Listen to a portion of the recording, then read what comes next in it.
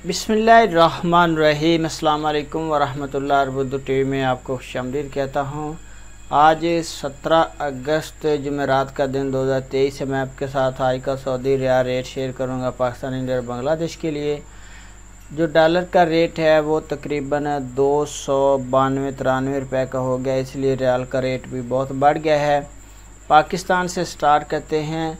Tele money का आज का रेट पाकिस्तान के लिए 76 रुपये 78 पैसे है। मनीग्राम का आज का रेट पाकिस्तान के लिए 76 रुपये 60 पैसे है।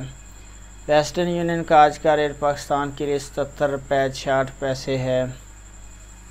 तहवीला राजी का आज का रेट पाकिस्तान के लिए 76 रुपये 80 पैसे है। और STC पे का आज का रेट पाकिस्तान के लिए 77 रुपये 27 पैसे है। और फौरी बैंक का आज का रेट पाकिस्तान के लिए 76 रुपये 90 पैसे है। इसके बाद इंडिया के लिए आज का रियाल का ट्रांसफ़र रेट क्या है, तो फौरी बैंक का आज का रेट जो इंडिया के लिए 21 रुपये और 62 पैसे है। जाज बैंक का आज का रेट इंडिया के लिए 21 रुपये 72 पैसे है। STC पे का आज का रेट इंडिया के लिए 21 रुपये 69 पैसे है।